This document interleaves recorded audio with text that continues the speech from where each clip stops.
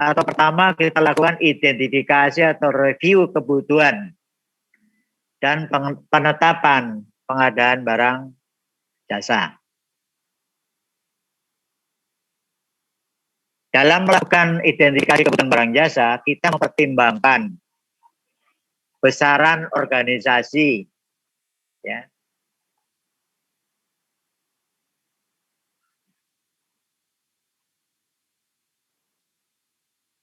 Kemudian apa?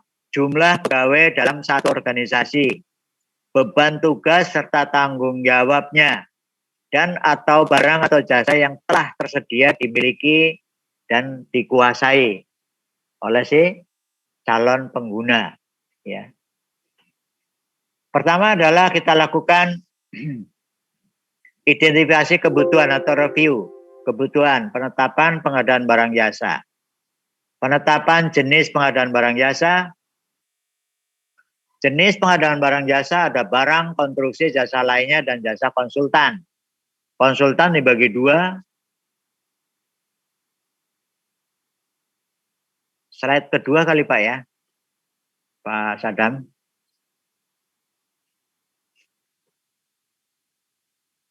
Ya. Jenis pengadaan barang jasa ada barang, konstruksi, jasa lainnya, dan jasa konsultan. Konsultan dibagi dua, ada konsultan konstruksi, ada konsultan non konstruksi. Kemudian kodifikasi barang jasa, klarifikasi, baku komoditas, kemudian Indonesia. Klarifikasi baku komoditas Indonesia atau KBKI, ya. Kemudian definisinya apa sih? Kegiatan identifikasi itu kegiatan mencari, mengumpulkan, meneliti, serta mencatat data dan informasi akan kebutuhan barang jasa yang bertujuan untuk mendukung pencapaian indikator kinerja yang terdapat pada rencana kerja kementerian lembaga atau rencana kerja pemerintah daerah. Harus memperhatikan apa? Prinsip efektif dan efisien dalam pengadaan barang jasa. Aspek pengadaan berkelanjutan. Penilaian prioritas kebutuhan. Barang jasa pada katalog elektronik. Kemudian memperhatikan konsolidasi pengadaan barang jasa. Kemudian barang jasa yang telah tersedia atau dimiliki atau dikuasai. Jangan barangnya masih bisa dipakai, beli lagi gitu ya. Pokoknya duit ente, ya bukan gitu lah ya. Caranya, kalau kita ngomongin berdasarkan jenis pengadaan barang, konstruksi, jasa lainnya, dan jasa konsultan.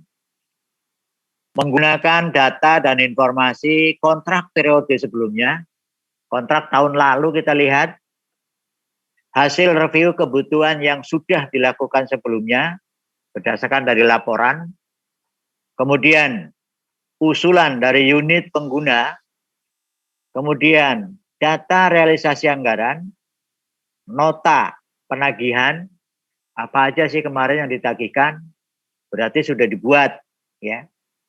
Kemudian gunakan daftar pemasok. Apa gunanya? Kalau yang kemarin kita dikecewakan atau dia kena blacklist atau daftar hitam, ya jangan diundang, ya. Kemudian kita spin off analisis. Proses menganalisa data historis pembelian pada sebuah organisasi. Membantu kementerian lembaga pemerintah daerah mendapatkan data dan informasi tentang apa? Apa yang telah dibelanjakan, dari siapa kita mendapatkan barang atau jasa itu, kemudian untuk siapa barang jasa yang telah dibelanjakan dan berapa biayanya, ya.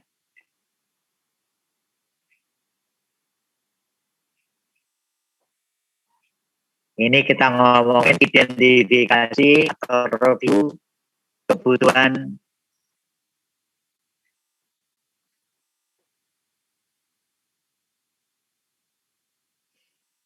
Ada pertanyaan?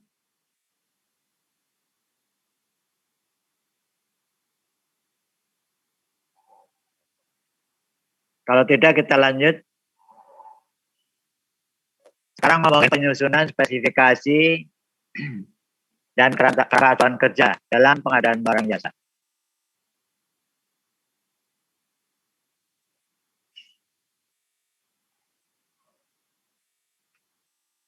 Definisinya, karakteristik total barang jasa yang dapat memenuhi kebutuhan pengguna barang jasa yang dinyatakan secara tertulis.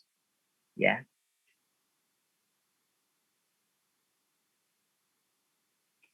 Fungsinya, perbandingannya adalah, sekarang fungsi.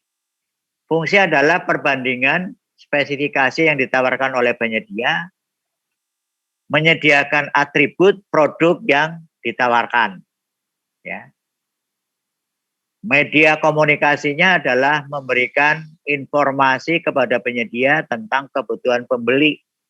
Biasanya dituangkan dalam dokumen pemilihan. Ya. Dokumen pemilihan itu terdiri dari dua, dokumen pengadaan dan dokumen kualifikasi. Ya, informasinya di sana secara mendalam. Kemudian ketentuannya digunakan untuk barang, konstruksi, dan jasa lainnya, yaitu dimungkinkan penyebutan merek terhadap komponen barang, jasa, atau suku cadang, bagian dari satu sistem yang sudah ada, dan barang jasa dalam katalog elektronik. Ya. Itu boleh nyebut. Kalau katalog elektronik itu saya bilang tadi, gampang sekali, sama dengan kita belanja online. Ya. Kalau ada di dalam katalog elektronik. Kalau ada yang mudah, ngapain susah? Nah, yang agak susah sebetulnya konstruksi ya. Di mana-mana yang namanya konstruksi itu tidak ada di katalog elektronik. Siapa yang jual bak sampah? Kalau bak mandi mungkin ada ya. Kalau bak sampah nggak ada yang jual. Bak sampah yang dari dari bahan pasir, semen, bata, terus kemudian diaduk-aduk, dibentuk gitu ya. Kalau bak sampah plastik banyak. Ketentuannya adalah penyusunan spesifikasi teknis atau kerangka tuan kerja menggunakan produk dalam negeri, produk bersertifikat SNI, produk usaha mikro dan kecil, serta koperasi kecil, serta koperasi, ya. Produk ramah lingkungan. Kemudian sumber penyusunan spesifikasi, pengguna akhir atau end user,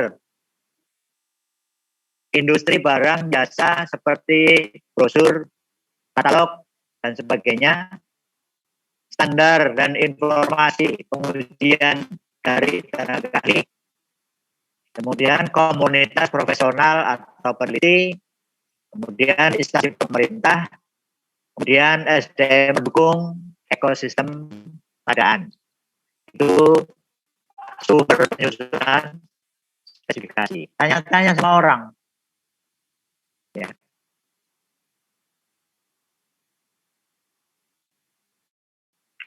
Kemudian komponen minimum spesifikasi teknis. Spesifikasi mutu atau kualitas. Spesifikasi fungsi dan kinerja. Ada merek, ada standarisasi, ada sampel, ada spesifikasi teknis, ada spesifikasi komposisi. Ya. Ini yang agak sulit. Biasanya di konstruksi ada komponennya, ada spesifikasi komposisinya gitu ya. Komponennya apa saja? Pasir, semen, batu bata, ya. Komponennya. Padahal masing-masing komponen juga harus punya spesifikasi pasirnya harus bersih, airnya bersih, batunya juga bukan batu lempung dan sebagainya dan sebagainya. Itu kalau di konstruksi. Kemudian ngomongin spesifikasi jumlah, urean barang, pekerjaan, satuan dan atau volume. Ya. Kemudian ada spesifikasi waktu, jangka waktunya, kapan harus selesai, kapan dimulai, kapan harus serah terima, lokasinya di mana, gitu ya, di kantor, di lapangan, apa di gudang. Kemudian metode transportnya, ini juga kita harus teliti.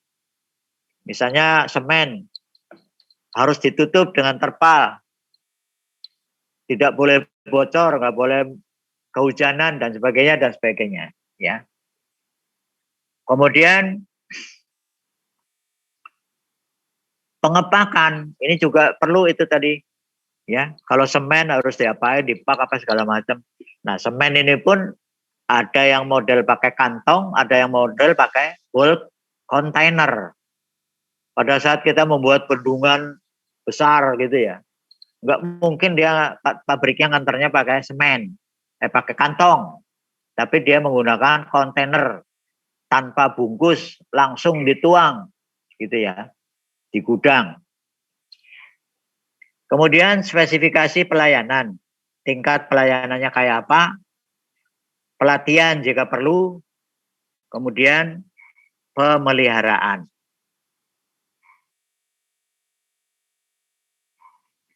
Kemudian kita ngomongin definisi spesifikasi. Batasan spesifikasi adalah batasan mengenai gambaran, tujuan, ruang lingkup, dan struktur sebuah kegiatan yang telah disepakati untuk memandu suatu kegiatan agar suatu sesuai dengan apa yang diharapkan dan menjadi acuan dan rambu-rambu bagi pelaksana. Pelaksana itu siapa? Kontraktor kalau dia sudah menang ya, atau penyedia. Dokumen perencanaan kegiatan yang berisi penjelasan atau keterangan mengenai apa, mengapa, siapa, kapan, di mana dan bagaimana, dan berapa perkiraan biayanya pada pengadaan jasa konsultan. Kerangka acuan kerja merupakan gambaran umum dan penjelasan mengenai kegiatan yang akan dilaksanakan, ya. Dan ketentuannya acuan kerja itu paling sedikit harus siapa? Uraian pekerjaan yang akan dilaksanakan meliputi latar belakang, maksud dan tujuan, lokasi pekerjaan, produk yang dihasilkan atau outputnya itu apa, kemudian waktu pelaksanaan yang diperlukan untuk menyelesaikan pekerjaan dengan memperhatikan batas akhir efektif tahun anggaran. Jangan lewat Desember maksudnya. Kemudian spesifikasi teknis jasa konsultasi yang akan diadakan mencakup 3 kompetensi tenaga ahli yang dibutuhkan. Kemudian digunakan untuk jasa konsultan konstruksi dan jasa konsultan non konstruksi. Itu kerangka acuan kerja. Ada pertanyaan?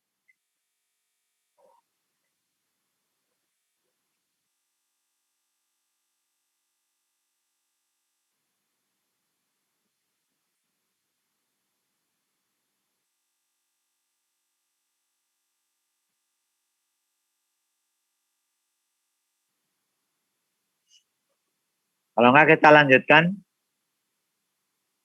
HPS, harga perkiraan sendiri. Ini yang biasanya selalu diutik-utik sama jaksa atau polisi. Markup lah. Yang sering-sering itu di situ ya. Markup kemahalan, ini, itu, segala macam. Ya. Coba kita jelaskan agak detail dan saya harapkan ini yang sumber orang masuk ya, orang itu aparat penegak hukum.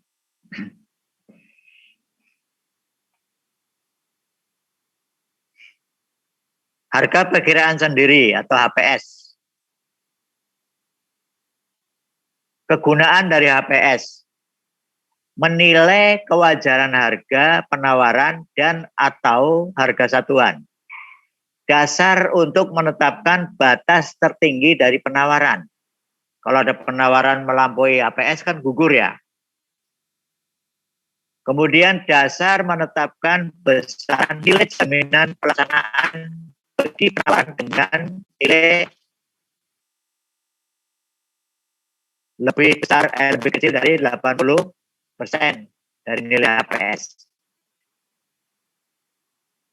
Detailnya ini nanti mungkin di level 2 ya, tapi Anda asal tahu aja. Kegunaan HPS.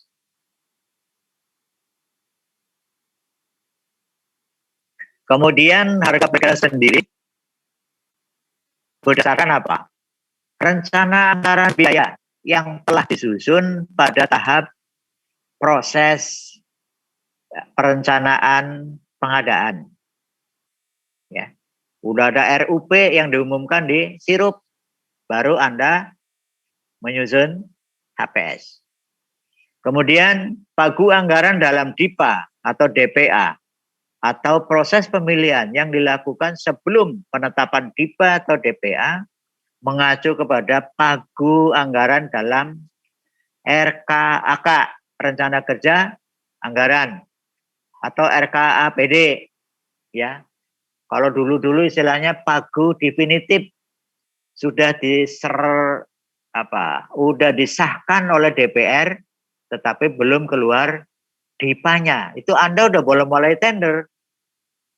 Di dalam dokumen harus menyatakan bahwa apabila DIPA atau DPA-nya tidak disetujui atau tidak sama, maka tidak ada tuntutan dari pihak manapun. Begitu, supaya selamat kita. Ya. Kemudian review dari rencana anggaran biaya termasuk komponen keuntungan biaya, administrasi, biaya pengiriman, biaya tidak langsung, overhead profit, dan PPN.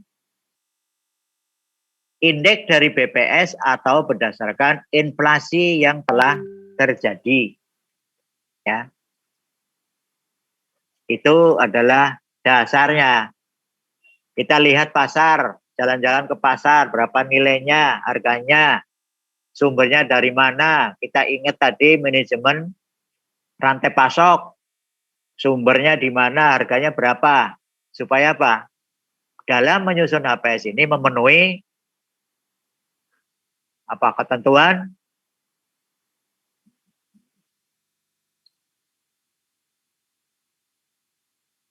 hemat dan bermanfaat ya. Review of money tadi. Kemudian ketentuan penyusunan dan penetapan HPS. Dihitung secara keahlian dan menggunakan data yang dapat dipertanggungjawabkan. Nah itu, data yang dapat dipertanggungjawabkan. Di mana harga segitu? Nah ini buktinya saya dari brosur. Di mana harga begitu? Ini buktinya saya sudah survei ke toko, gitu ya. Kemudian telah memperhitungkan keuntungan dan biaya tidak langsung atau overhead. Yang dibolehkan keuntungan adalah setinggi-tingginya 10%. Biaya overhead profit atau biaya overhead itu adalah 5%. Ya. Nilai HPS tidak bersifat rahasia, namun rinciannya yang rahasia. Kalau totalnya memang diumumkan untuk ditawar, tapi rinciannya yang rahasia. Kemudian bukan sebagai dasar untuk menentukan besaran kerugian negara. Nah, itu ya. Mohon Anda itu Kalau orang ada banding-bandingan HPS ini kan hobi banget ya kalau polisi atau jaksa. HPS-nya markup katanya. Kemahalan, ini segala macam. Dari mana tahu? HPS itu kan singkatan dari harga perkiraan sendiri, begitu ya. Namun demikian itu harus dapat dipertanggungjawabkan sumber datanya. Dari toko, dari brosur, kata tetangga, kontrak kemarin, dan sebagainya gitu ya untuk nyusun HPS. Dan sudah ditambah dengan namanya overhead profit. Overheadnya itu boleh atau biasanya ditentukan 5%, profitnya 10%. Jadi harga yang sebenarnya itu sampai jadi, sampai terpasang, sampai kita terima, sudah ditambah 15% maksimum ya. Kemudian dikecualikan untuk pagu sampai dengan 10 juta. Itu nggak perlu bikin HPS. Apalagi yang kita belanja melalui e-purchasing, nggak perlu HPS. Dan apa? Tender pekerjaan terintegrasi, nggak perlu HPS. Ya, ada 3. Kita beli di mana? E-purchasing, belanja di elektronik, nilainya di bawah 10 juta. Ada lagi tender integrasi, nggak usah susah-susah bikin HPS. Ya. Kemudian HPS disusun paling lama 28 hari kerja sebelum batas akhir untuk pemasukan penawaran. Kalau itu kita tempuh dengan cara prakualifikasi, ya. Atau pemasukan dokumen kualifikasi kalau kita tempuh dengan cara prakualifikasi. Apa sih bedanya kualifikasi? Kalau pekerjaan itu kompleks, itu kita lakukan dengan metode prakualifikasi.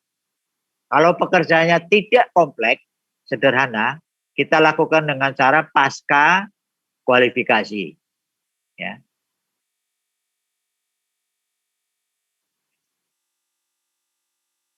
Kemudian kita bicara fungsi. Fungsi HPS adalah untuk menilai kewajaran harga penawaran dan atau kewajaran harga satuan. Dasar untuk menetapkan batas tertinggi penawaran pengadaan. Kalau itu BPKJL. Dasar untuk menetapkan besaran nilai jaminan pelaksanaan bagi penawaran yang nilainya lebih kecil dari 80% dari HPS. Waktunya kapan? Setelah RKKL disetujui oleh DPR dan perangkat daerah disetujui oleh DPRD. Untuk pengadaan barang jasa yang pelaksanaan kontraknya harus dimulai pada awal tahun, dapat dilaksanakan setelah penetapan pagu anggaran. Ya, satuan 3 biasanya orang ngomong, atau pagu definitif biasanya dia ngomong, atau persetujuan dari RKA perangkat daerah sesuai ketentuan peraturan perundang-undangan.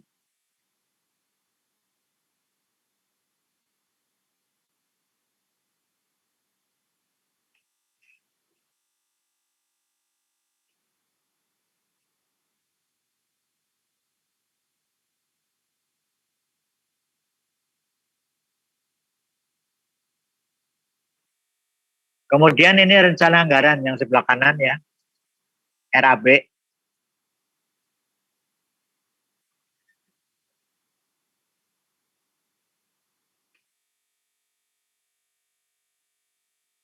Divisinya tadi apa? Rincian detail kebutuhan anggaran untuk mencapai output PBJ. Caranya dengan memasukkan rincian alokasi anggaran yang dibutuhkan untuk setiap komponen kegiatan dalam suatu pekerjaan. Dibikin tabel ya. Pasir berapa, semen berapa, ini berapa, kemudian jadi dibentuk total harganya berapa. Ya. Kemudian yang satu pengumpulan data dan informasi, data internal dan data eksternal. Internal apa? Kontrak tahun kemarin, apa aja yang dibeli, harganya berapa, belinya di mana kontraknya, gitu ya. Yang kedua, identifikasi komponen pekerjaan. Kemudian yang ketiga, penentuan biaya dan atau harga satuan. Harga satuan ini ada biaya barang atau jasa yang dibutuhkan, biaya yang termasuk pada komponen sebagaimana ada dalam spesifikasi teknis atau kerangka acuan kerja. Kemudian biaya pendukung. Biaya pendukung antara lain biaya pelatihan, biaya instalasi dan testing, biaya administrasi dan atau biaya lainnya. Sedangkan biaya barang yang dibutuhkan tadi adalah harga barangnya sendiri, biaya pengirimannya, biaya suku cadang, purna jual, biaya personal, biaya non personal, biaya material, bahan, biaya peralatan, dan biaya pemasangan atau biaya sewa. Ya.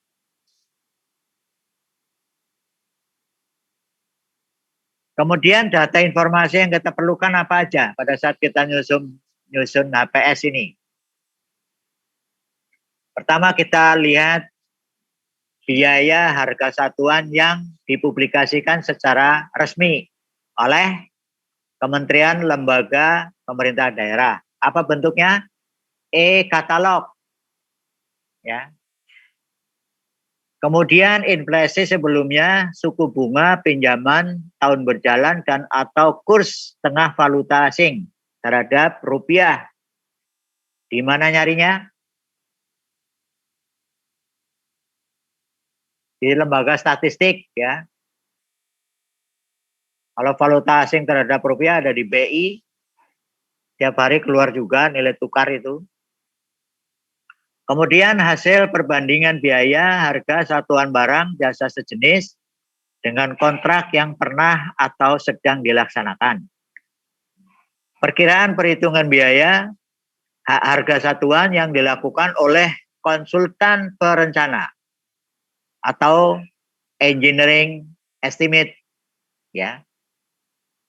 Kalau biasanya kita ingin bangun gedung, tolong konsultan aku bikinin gambar, hitung sekalian harganya berapa nilainya gitu ya.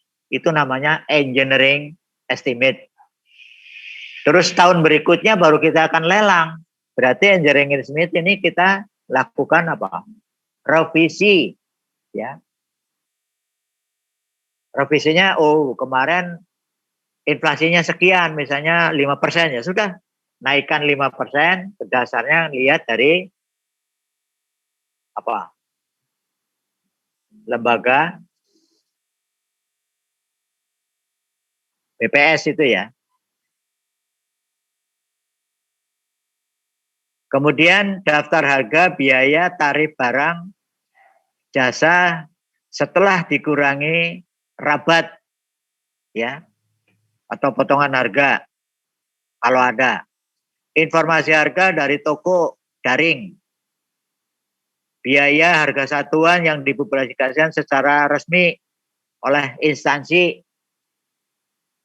PLN itu resmi ya. Kemudian mana lagi? E-katalog lokal boleh, nasional boleh,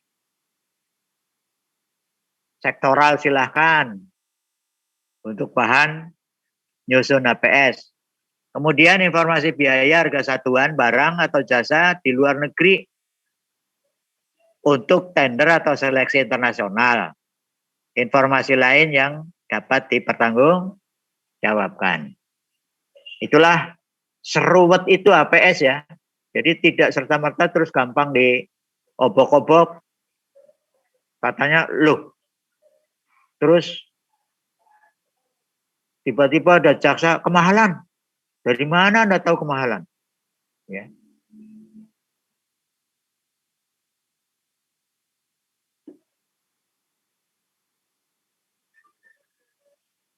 Ada pertanyaan sampai sini?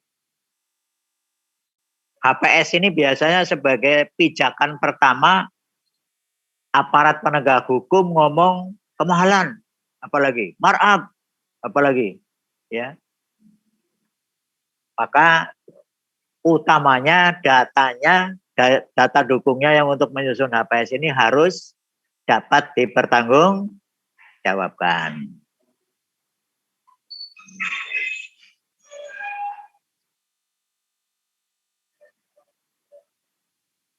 Kalau enggak, kita lanjutkan dengan pemaketan ya.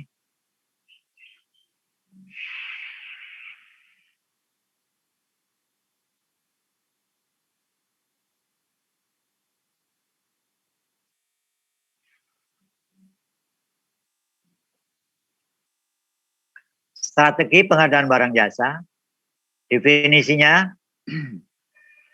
usaha terbaik yang dilakukan untuk mencapai tujuan pengadaan dalam mendapatkan barang atau jasa yang tepat kualitas, kuantitas, waktu, sumber, dan harga berdasarkan prinsip etika pengadaan. Ya. Kemudian perumusan strategi berdasarkan kelompok kategori.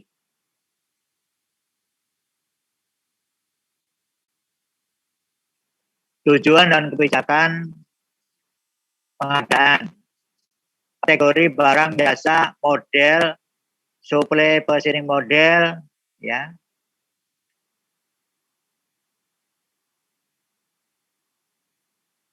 Terus ada proses pada tahap perencanaan berdasarkan pemaketan, ya.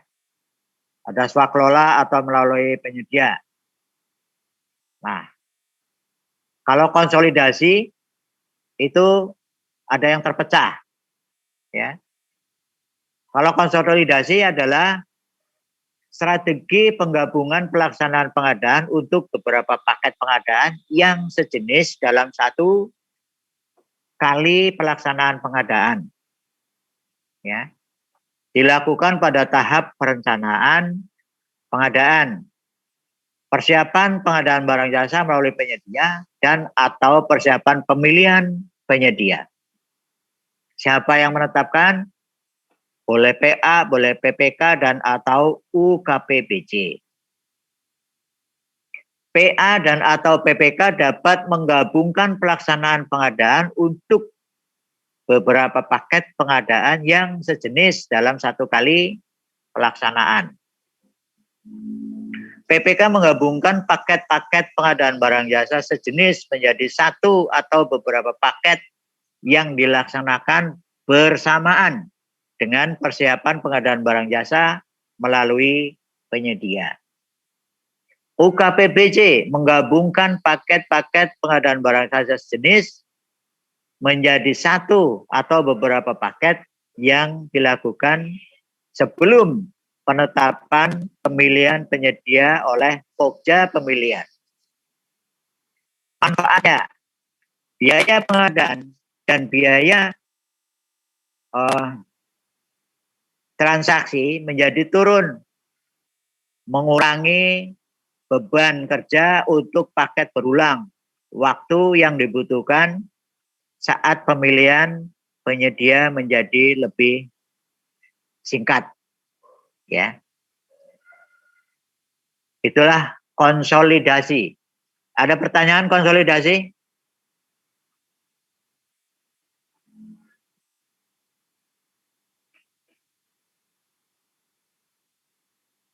Kalau tidak, kita berlanjut. Lihat yang sebelah kiri.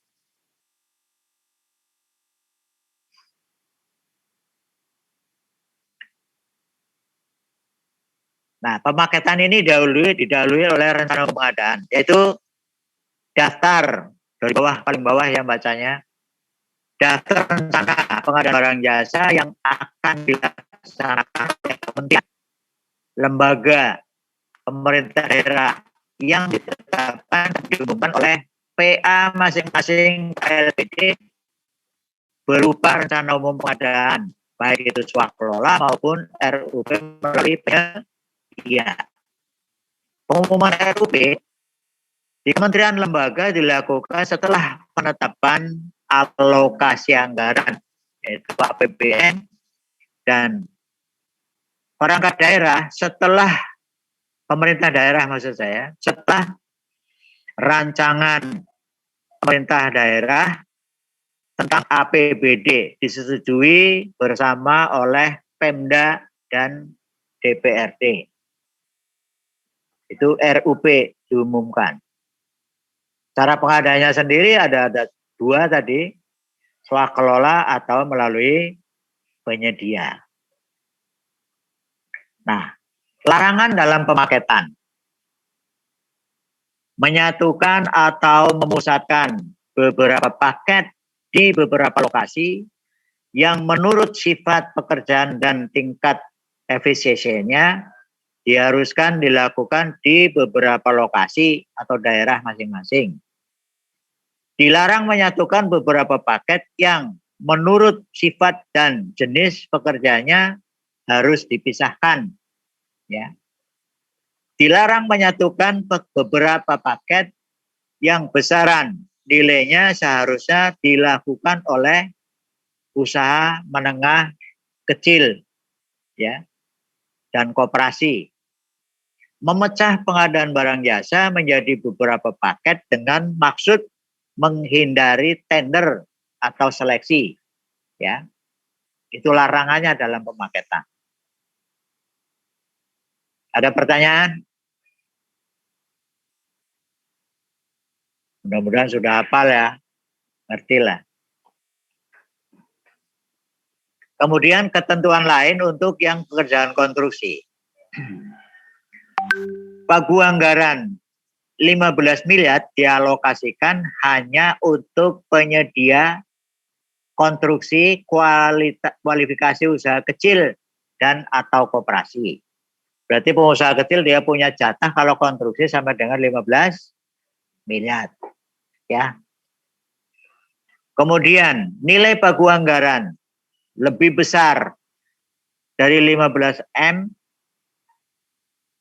sampai dengan 50 miliar dialokasikan hanya untuk penyedia pekerjaan konstruksi dengan kualifikasi usaha menengah.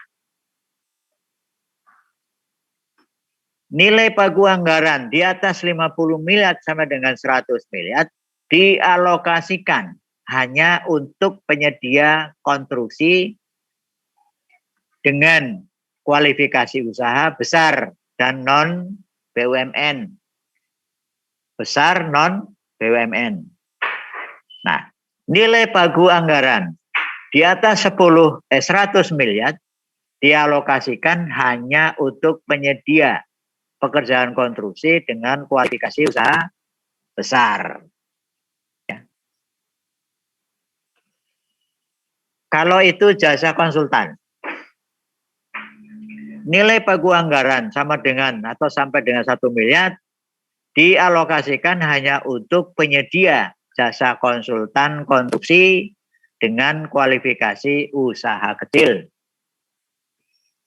Nilai pagu anggaran lebih besar dari 1 miliar sampai dengan 2,5 miliar dialokasikan hanya untuk penyedia jasa konsultan konstruksi dengan kualifikasi usaha menengah. Nilai pagu anggaran di atas 2,5 miliar dialokasikan hanya untuk penyedia jasa konsultan konstruksi dengan kualifikasi usaha besar. Ya. Nah, untuk pekerjaan konstruksi dan konsultan konstruksi ini keluarannya harus kita berorientasi pada apa? Keluaran atau hasil. Kemudian volumenya, ketersediaan barang atau jasa, kemampuan pelaku usahanya, terus kesediaan anggaran belanja. Itu udah pasti ya. Kalau kesediaan anggarannya nggak ada, ya nggak usah cerita macam-macam lah ya.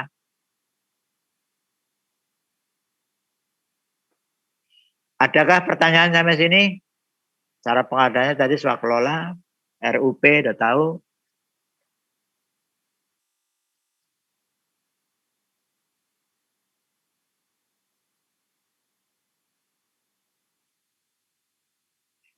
Sekarang kita lanjut ke perumusan organisasi pengadaan barang jasa.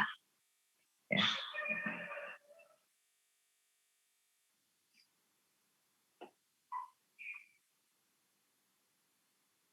Nah, tadi yang nanya UKPBJ ya, teman dari mana tadi? Sekarang UKPBJ. Definisinya, unit kerja di kementerian lembaga pemerintah daerah yang menjadi pusat keunggulan pengadaan barang jasa. Dibilang unggul itu tadi kalau sudah ada 4 kriteria, yang paling akhir adalah unggul. Jadi UKPBJ harapannya adalah kumpulan orang-orang yang unggul dalam pengadaan barang jasa.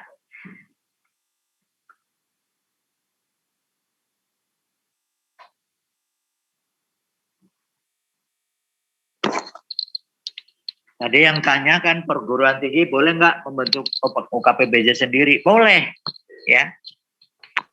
Karena pada saat dititipkan ke instansi lain barangkali tidak sesuai atau kurang paham tentang kebutuhan di perguruan. Kemudian menteri atau kepala lembaga, kepala daerah membentuk UKPBJ yang berbentuk struktural. Nah, kepala UKPBJ ini struktural ya, tapi di bawahnya sekretaris mungkin masih struktural, tapi pokja-pokjanya adalah orang-orang fungsional. Membentuk UKPBJ yang berbentuk struktural dengan nomenklatur berdasarkan kebutuhan dan sesuai ketentuan peraturan perundang-undangan. Jadi kalau di kabupaten mungkin setara eselon 2B, kalau di gubernuran atau provinsi mungkin eselon 1B begitu ya. Sesuai dengan peraturan dan perundang-undangan. Kemudian perangkat organisasi UKPBJ. Ada kepala UKPBJ. Terus ada yang bidang melaksanakan pengelolaan dan fungsi pengadaan barang jasa. Ada bidang yang melaksanakan pengelolaan layanan pengadaan secara elektronik. Ada bidang yang melaksanakan pengelolaan dan fungsi pelaksanaan pendampingan atau konsultasi dan atau bimbingan teknik pengadaan barang jasa. Ada kelompok jabatan fungsional. Itu ya isinya. Apa sih di dalam UKPBJ itu? Ada bidang-bidang dan kelompok jabatan fungsional. Nah, kalau kepala bidang ini adalah orang-orang struktural. Ya. Kalau kelompok jabatan fungsional adalah orang-orang fungsional. Nah, dialah itu yang menjadi pokja-pokja. Kalau perlu ada pokja barang, ada pokja konsultan, ada konstruksi dan jasa lainnya. Kemudian sumber daya manusianya. Sumber daya pengelola fungsi pengadaan barang jasa. Fungsi, ya, berarti orang fungsional. Sumber daya perancang kebijakan dan sistem pengadaan barang jasa. Itu isinya orang-orang struktural. Para bidang itu tadi. Kemudian ada sumber daya pendukung ekosistem, ya. Pendukung ya pegawai biasa dukung yang ini yang itu.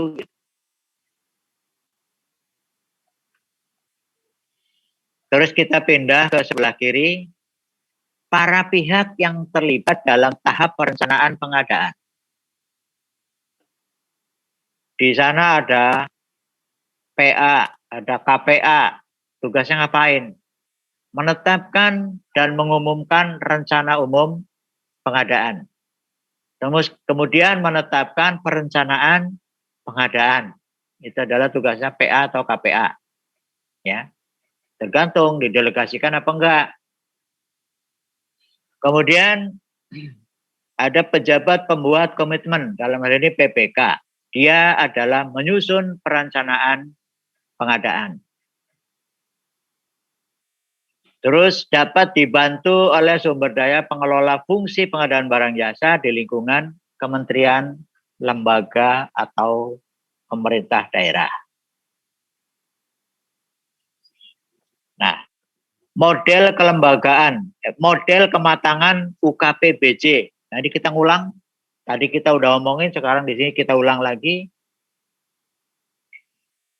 Tingkat yang paling bawah di sini adalah tingkat inisiasi, yaitu UKPBJ yang pasif dalam merespon setiap permintaan dengan bentuk yang masih ad hoc, ya, belum merefleksikan kebutuhan perluasan fungsi UKPBJ. Ya, sifatnya masih ad hoc. Kemudian tingkat yang di atasnya adalah esensi. UKPBJ yang memfokuskan pada fungsi dasar UKPBJ dalam proses pemilihan memiliki pola kerja segmentasi dan belum terbentuk kolaborasi antar pelaku proses pengadaan barang jasa yang efektif. Tingkatan yang ketiga adalah proaktif. UKPBJ yang menjalankan fungsi pengadaan barang jasa dengan berorientasi pada pemenuhan kebutuhan pemangku kepentingan melalui kolaborasi penguatan fungsi perencanaan bersama pemangku kepentingan internal maupun eksternal.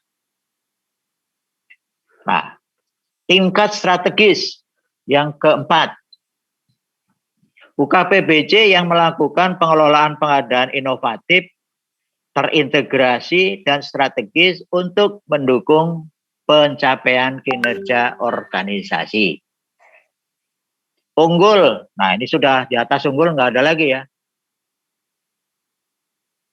Kalau sudah dikatakan UKPBJ unggul, isinya adalah orang-orang unggulan yang ahli dalam bidang pengadaan barang jasa, yaitu UKPBJ yang senantiasa melakukan penciptaan nilai tambah dan penerapan praktek terbaik dalam pengadaan barang jasa yang berkelanjutan sehingga menjadi panutan dan mentor untuk UKPBJ lainnya.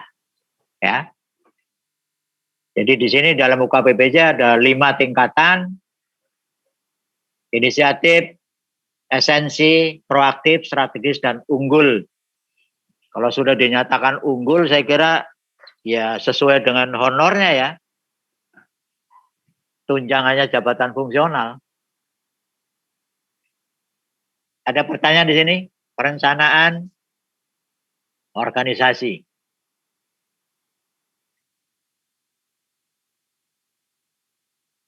Kalau tidak, kita berlanjut ke risiko dalam perencanaan pengadaan barang jasa.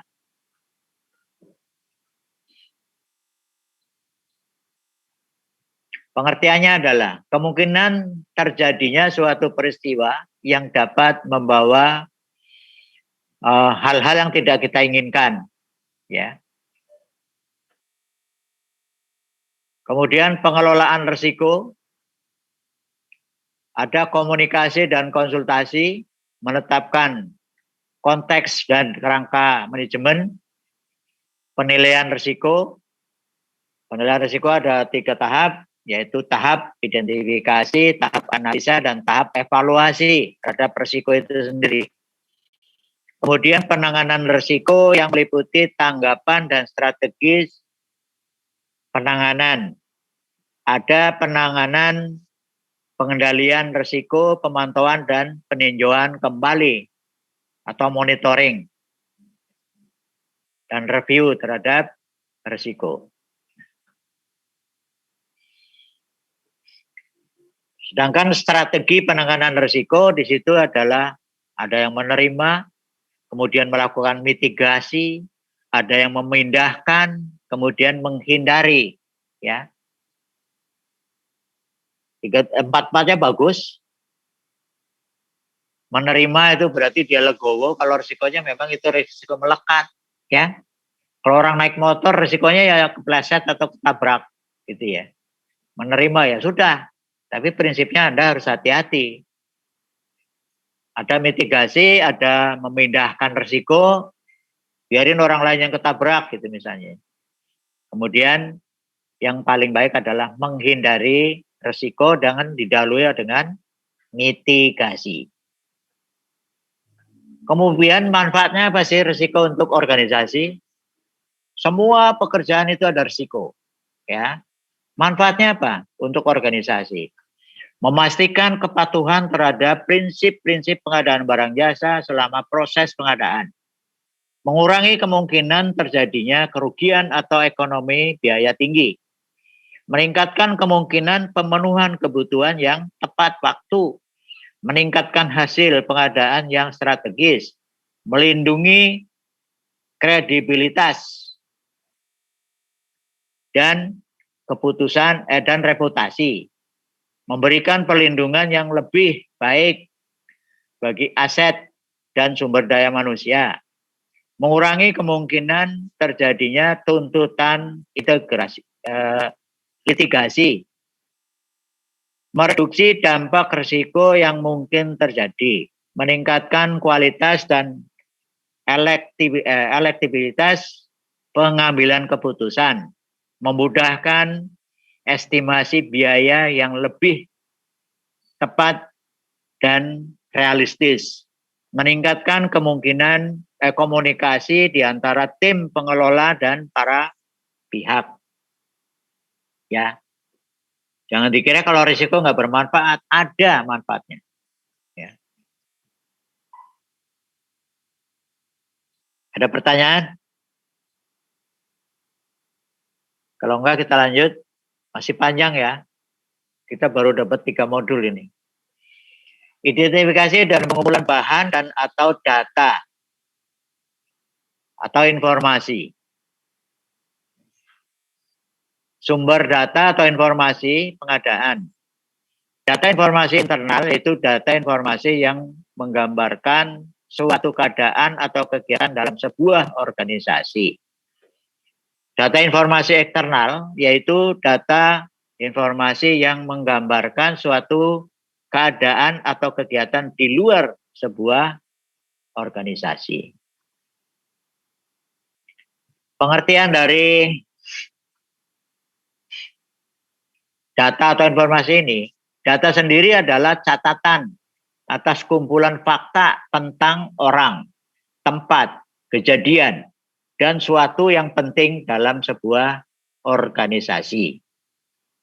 Informasi adalah kumpulan data atau fakta yang telah ditata sebuah dengan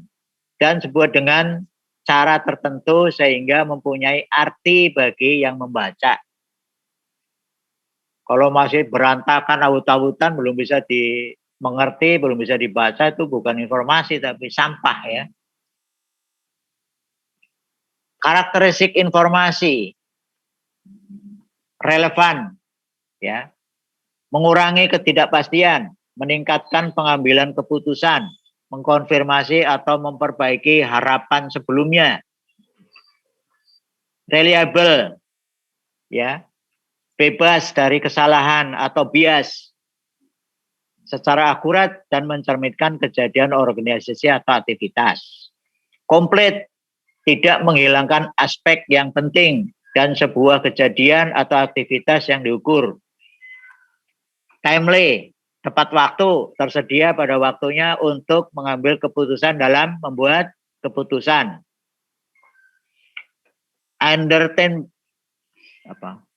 Understandable,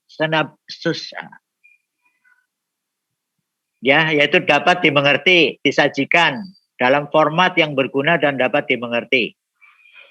Kemudian dapat dibuktikan, dua pihak independen, orang yang memiliki pengetahuan akan menghasilkan informasi yang sama.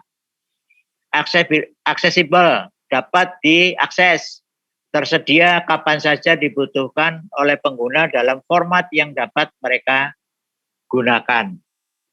Itu yang kita maksud dengan karakteristik dari informasi. Jangan baru kata burung, berita burung. Anda sudah ambil sehingga kesimpulannya menjadi salah. Ada pertanyaan sampai sini? Risiko sudah. Kalau tidak dilanjutkan dan pemilihan penyedia. pemilihan penyedia. Ya.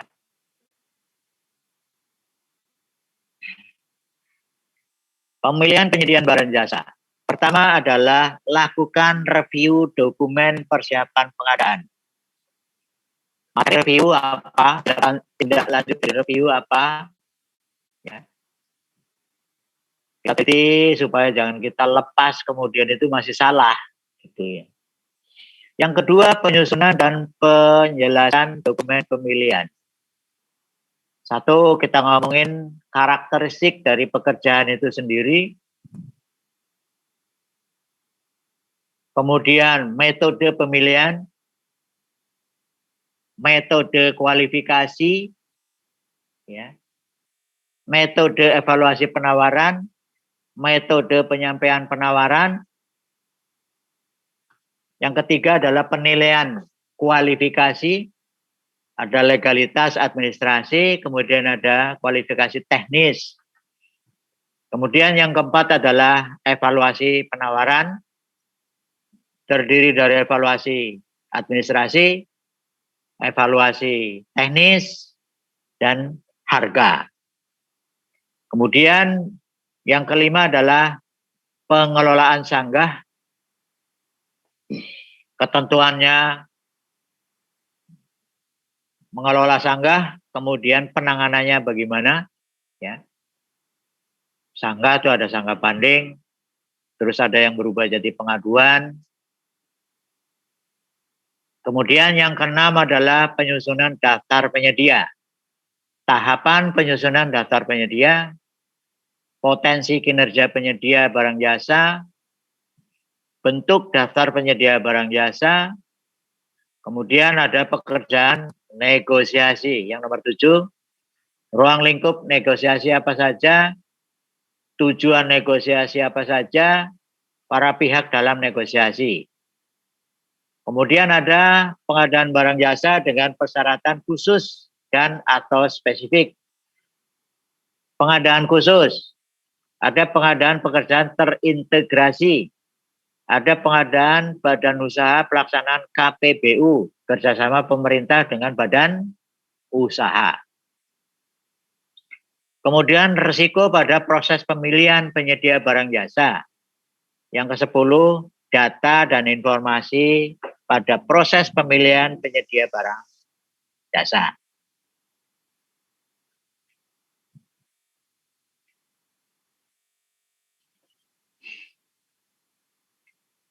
Kita lanjutkan dengan review dokumen persiapan, penyusunan dan penjelasan dokumen pemilihan.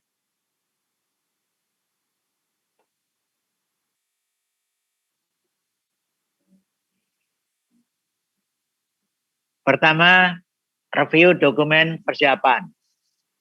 Materi reviewnya, pertama, spesifikasi teknis atau kerangka acuan kerja.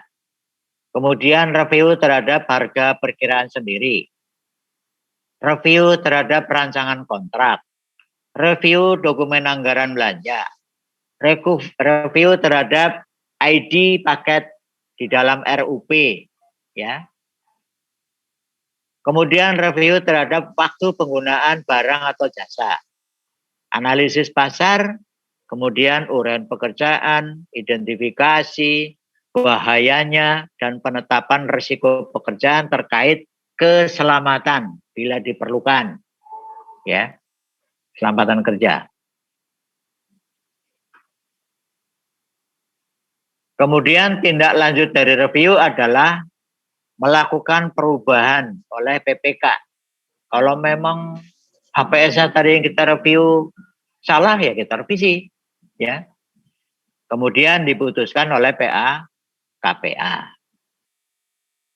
Yang kedua, kita melakukan penyusunan dokumen penjelasan dokumen pemilihan.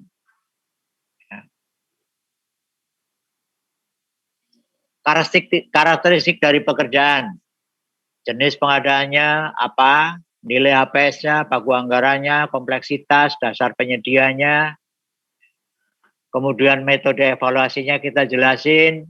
Kalau BPKJL di situ ada harga terendah, ada sistem nilai, ya. Evaluasinya satu lagi ada penilaian biaya selama umur ekonomis. Kualitas, kalau jasa konsultan di situ ada evaluasi kualitas dan biaya, baku anggaran dan biaya terendah. Ya. Kalau bicara metode kualifikasi, itu untuk jasa konsultan BPKJL ada pra kualifikasi kalau itu pekerjaan kompleks, pasca kualifikasi kalau pekerjaannya tidak kompleks, ya. Kemudian ada kualifikasi terhadap badan usaha, jadi legalitas kepada syarat-syarat badan usaha itu sendiri. Caranya ada pasca kualifikasi kalau itu perorangan untuk jasa konsultannya. Kemudian metode penyampaian dokumen penawaran. Ada satu file, kalau dulu ngomongnya satu amplop, dua file atau dua amplop, dua tahap, ya. Ada yang tahu bedanya dua file dengan dua tahap?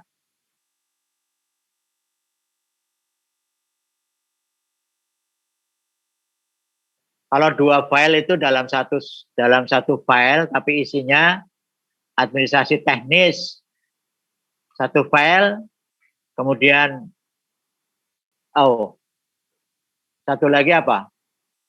Harga satu file. Jadi administrasi teknis dan harga itu menjadi masing-masing dua file tapi dimasukkan dalam satu folder gitu ya. Postingnya bareng. Tapi kalau dua tahap itu postingnya beda-beda. Administrasi dan teknis itu di awal, kemudian harganya itu nanti setelah dinyatakan dia lulus pra kualifikasi.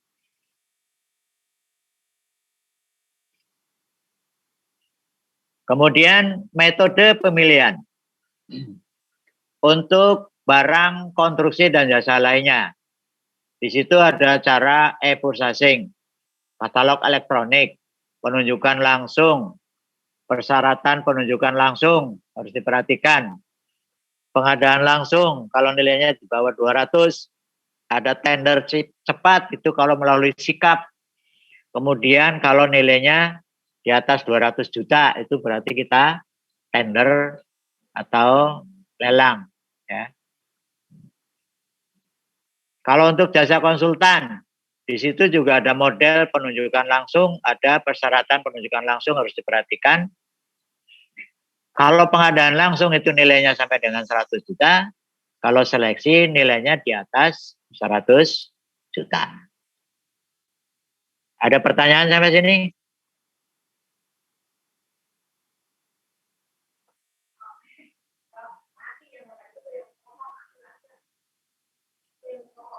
Kita lanjut ke penilaian kualifikasi, evaluasi penawaran, pengelolaan sanggah, dan penyusunan daftar penyedia.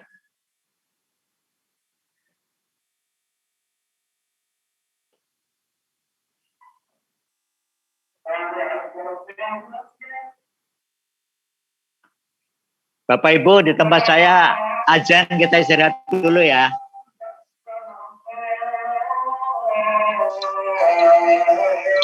Ternyata nggak cukup 1,5 jam ya. Oke. Nanti habis kelas ditambah setengah jam ya, Pak?